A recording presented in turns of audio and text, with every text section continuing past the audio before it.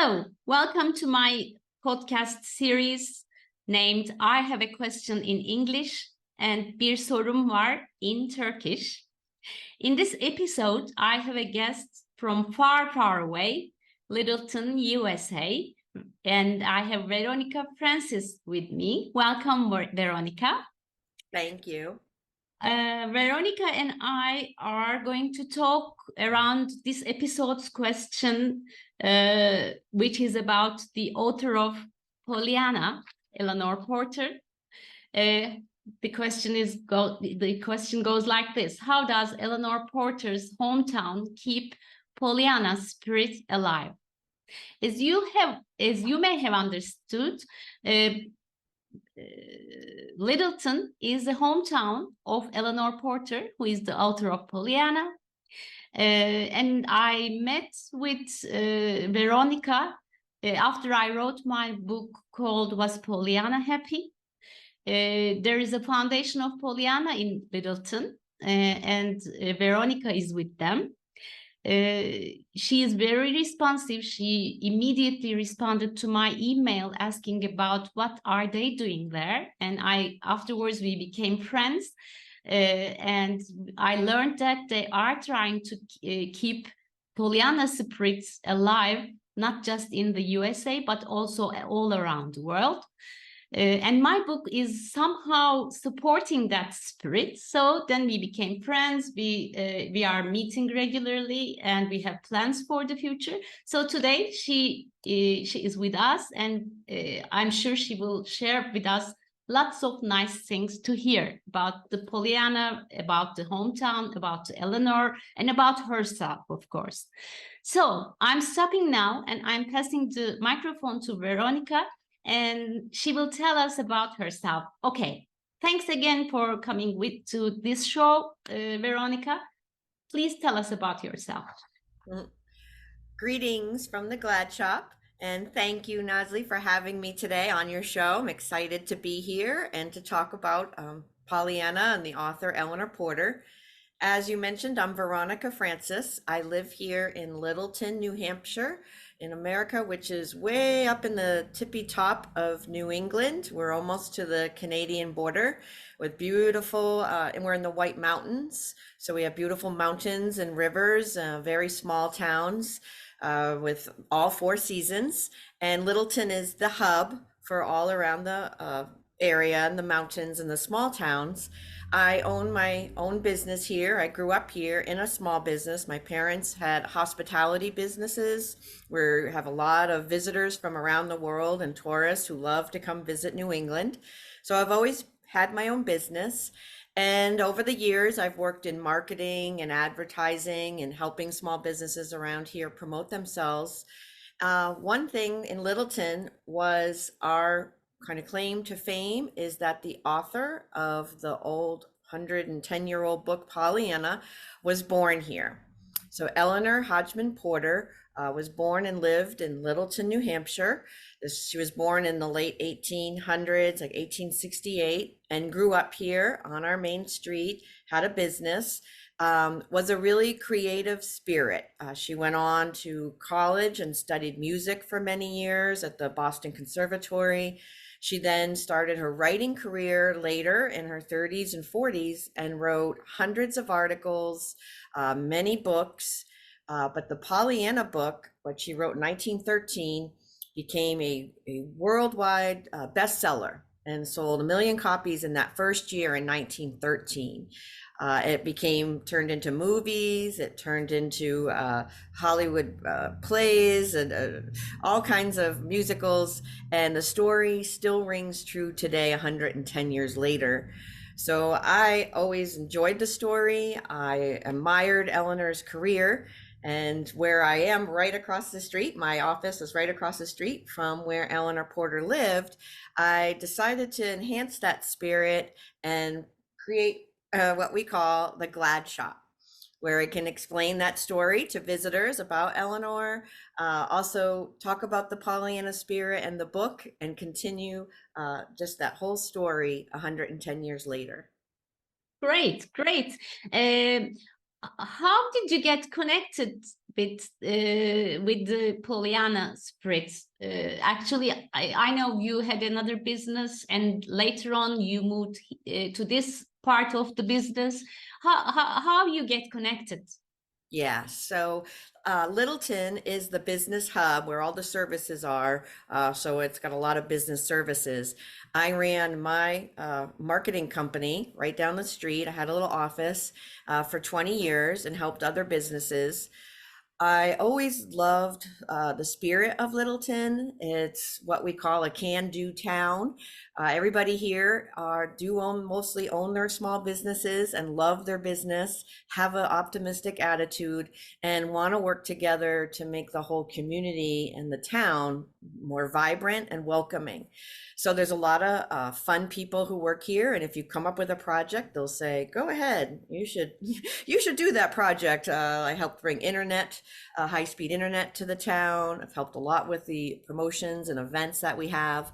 And 20 years ago, there was a family who commissioned a beautiful bronze sculpture right across the street in honor of Eleanor and the Pollyanna story.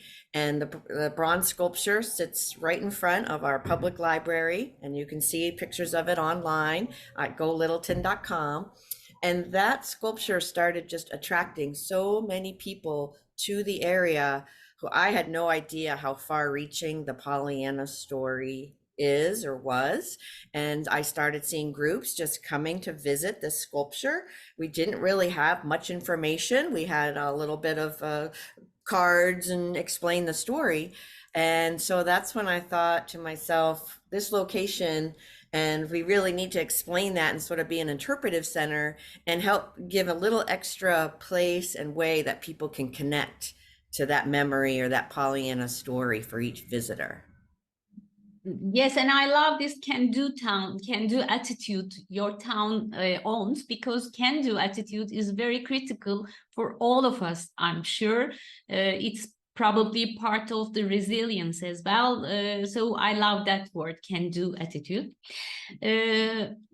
After we met and after we had lots of talks together with you, I believed in Pollyanna spirit more and more. When I was writing my book, I wasn't sure if Pollyanna was really happy, because, you know, there's a black label on top of Pollyanna books for some adults. They say she's wearing a rose-colored glass and she's not looking at the bad things happening. She's ignoring them and she's just looking at the bright side of the world. But I wasn't sure that's the case. And after I wrote my book based on positive psychology, my life experiences, I decided that she was happy and she wasn't ignoring anything. She was aware of what is going on all around, but she is keeping positive attitude, the can-do attitude with her. She was just looking what's going well. In spite of those bad things happening, she is trying to connect with people. She is trying to help people, socialize with people. So she was trying to be happy, to feel good. Then, can you please tell us a little bit more about that spirit, that Pollyanna? What does Pollyanna have, actually? Well, it did touch a nerve. The story, even a couple years after the book became so popular, people started using that term, being a Pollyanna, as someone who maybe is too cheerful and maybe not paying attention. And Eleanor was really taken aback by that and concerned about that. They had a whole home day here in town in 1920, and she was recognized with all kinds of leading men and politicians and up on the stage, and she gave a nice speech. And she said, there's nothing wrong with just trying to find one thing to be optimistic about, one thing to be glad about. And that was really her story. And ever since then, Pollyanna is in the lexicon as being someone who is too cheery. I find it to be, people used to pick on me and say, "Oh, you're such a Pollyanna." And I used to take it as an insult. And it wasn't really until I sort of opened the shop and embraced the Pollyanna spirit that was going on here through Eleanor's legacy and where her hometown was, and people coming in and other men and women saying, "Oh, I've always been called a Pollyanna too," and they feel kind of bad about it. And I started talking to them about it and saying there's nothing wrong with being an optimist. We hear the news, we have troubles in our lives, we know what's going on, but we can take a moment and take a pause and just find one thing to be glad about. And that's what Pollyanna had done in the story. I mean, the little girl was an orphan. It was the late 1800s in a small, cold, dreary town. She had some troubles, and everyone in town did. And yet she was just telling people to stop for a moment, play the glad game that she called it, and think of one small thing to be glad about. And I think that's why that message still rings true today, 110 years later.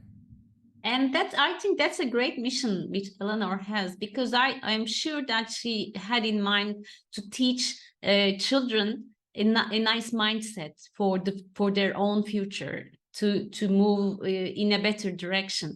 They can always see what's going on well, even though lots of bad things happening. And you just mentioned the glad game name. In the book originally, it's in English, in its English version, it's gladness and glad. But in Turkish, we don't have that difference, glad and happy, and we use the happy and happiness words in Turkish. Can you explain us a little bit about the difference? Well, that was always sort of an interesting point when we first started talking, and you told me about how it was called happiness and what's the difference. And I had to really think about it because I mean, gladness and happiness are interchangeable, right? They're all still that feel good feeling that we're seeking. Back then, I think in 1918, when she wrote the book, they use the word glad more and gladness, and it sounds more like a tangible item that you can have, you can find, you can be glad, you can find gladness. I think more during that time. Happiness has become a term that people are always grasping for, and you hear it a lot. I want to be happy, but they don't really know what that means. And when Pollyanna was telling someone to play the glad game, she was telling them to just think about one small thing they're glad about. Gladness, and what she's really saying, is something that you're grateful for. To take a moment, find one thing you're grateful for, whether it is that just the sun is shining maybe today, or that the heat is working, or you have a warm cup of coffee or soup where you are, something simple. And I think that's where that gladness fit more with, think about what you want to be grateful for, versus the happiness. Okay, being grateful. It is very important concept, I think, especially in this time of the world. To finding something to be grateful helps us to move forward, I'm sure. We always talk about the glad game when we speak of Pollyanna. It is a nice game to play, actually, even for the adults. And I have heard once from you there's a board game of Pollyanna in your country. Can you tell us a little bit about that? Yes, well, in the story, the way Pollyanna spreads her gladness and happiness around the town is that she teaches them all to play the glad game. And it sounds easier when a little girl, I guess, is telling you to play along. And the glad game is really thinking about one small thing you're glad about at that moment, or just for today. And that's how it took on the movie. And then it took on a whole life of itself of the glad game. There was a famous game company, Parker Brothers in America, who created a whole board game sort of based on Parcheesi, where you could actually, had all the Pollyanna characters on it. That was very popular in 1920s, all the way until they discontinued it just like 40 years ago. Then there was also the glad clubs that popped up all over the country, all over the world. There were glad clubs of people. This was before the internet, so they'd actually meet in person, or they would send letters to each other, to the club, sort of pen pals of people who joined these glad clubs, to just encourage each other to play the glad game each day. And so I sort of took both of those ideas, which have faded away. We're redesigning and recreating the board game to have here in the Glad Shop. And also I started an online Glad Club through the Go Littleton Glad Shop, where people can join, and we kind of just try and send out a glad greeting now and then to just encourage what was so popular about those Glad clubs. Okay, okay. And I know you have lots of members of your Glad Club. We do. I have over 500, and it's been fun because they come in and they sign up at the shop, or you can sign up at online at the GoLittletonGladShop.com, and people from around the world. And that's what's been so rewarding is I didn't really know what I was doing with a Glad Shop when I started. This is going in my 4th year. I didn't have any retail experience. I didn't really know how to make an attraction out of a historic icon in a book. And so I just started small, and it was the people who came in and people from around the world. My first visitors were from France. I've had people from Australia who loved the Pollyanna story, who were just thrilled to come here, connect with someone who they can talk to about it. They can get a souvenir and visit where Eleanor Porter grew up. It was the visitors who kept coming and encouraging me and saying, yes, you should keep doing this. And yes, we need this more than ever. And then they kept signing up, and they send me articles, they send me funny things in the mail. And I get to meet people like you who reach out, who have a connection to the Pollyanna book. So it's been a wonderful experience. You were saying at the beginning of our conversation, Littleton is the hub of business for that area. I think you and the Glad Shop is the hub for Pollyanna spirit for the world. That's right. Well, thank you. That's what I'm trying to grow into. And it will be a must-stop place for people to come. Yeah, and I maybe even you said a little bit in your words, but maybe you can tell us the vision you have about Pollyanna spirit, the Glad Club, the Glad Shop. You can share your vision with us. Thank you. Yes, because it is a 110-year-old story that still works. So it's not hard to promote it. It promotes itself, and people still love the book or the movies they saw, or some type of maybe their grandmother always read them the book. There's so much connection to it that I just want to continue to grow that connection, whether hopefully my shop will continue to grow. I like to give people an experience that they remember so that they can come in and take a photo and visit about the book, or see some old pictures of books that they used to read with their grandparents, and to grow the online Glad Club so I can have more interviews like this. Develop some more fun projects that encourage people. You've given me some great ideas that you've gotten from your book and your work, like journaling, having a gladness journal. We're looking at producing the happiness jar, which you talk about. There's lots of ways little things that we can help others maybe play that glad game themselves. Maybe they go home and then they share it with a friend or a child or somehow. And I think spreading that message, the glad game, and however it works through different creative ways, seems to be where I want to go in the future. And I know you are organizing a Glad Day every year. Yes, we do. We have the annual Glad Day here on the 2nd Saturday in June in Littleton. And again, that's one of those little events that just grow out of people having fun. We wear fun straw hats like Pollyanna does in the book, and we eat cake and we dance around and think of all the ways that people like to have some fun and gladness. That's a nice event. I hope someday I may visit you on the Glad Day and be together. Yes, and we'll be featuring your book. Oh. And then you can have a book signing here in Littleton. Yes, that's our dream. I hope that's right. It will happen one day. Yeah, that's a big dream for me. I have a question for you, Veronica. It is, I always wonder if Eleanor Porter was alive today, and I don't know what does she have in her mind in those days at 1900s. But if she was alive today and if she saw what's going on with her book, with her nice child character, Pollyanna, what would she feel today? What do you think?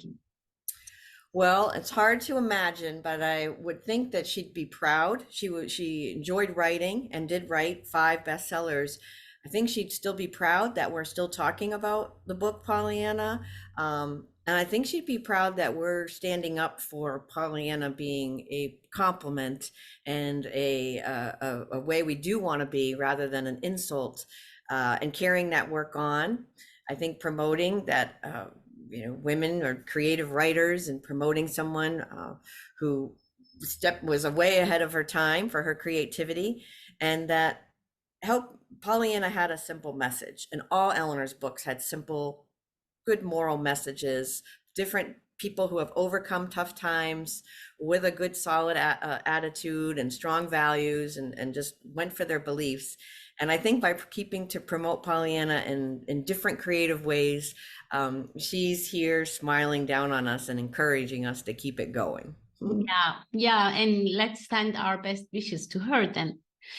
And while coming to the end of our episode, I have one final question. It is actually the name of my book as well. And I want to hear from you your thoughts about it. Was Pollyanna really happy? I think she had some hard times and was a realist, but she was a true optimist and was happy and glad on the inside. That she definitely overcame some tough times and really believed that just connecting with people, and that's what she did in her little town. She went around to all the people who were stuck in their homes and old grumpy people and just connected with them on a real level and enjoyed that connection. And by doing that, it improved her life and she was happy living that day-to-day life. And I think she is not just optimist, but she is also a resilient girl. Even though lots of happening to her, she always stand up and put a step forward into the future. And she's showing children and adults, I think, a very nice mindset if we can read it correctly. If we want to laugh at her, it's easy to laugh, but I don't think she should be laughed at. And I always think there are lessons to be learned from Pollyanna with our adult minds.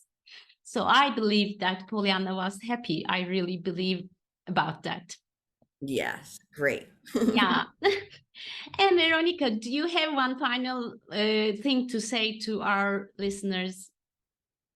I don't. Thank you again for having me here. And again, it's the Go Littleton Glad Shop here in Littleton, New Hampshire. And what I like to say to tell people all the time is just be glad. Okay, great. We will all have to be glad somehow. Otherwise, life is very tough.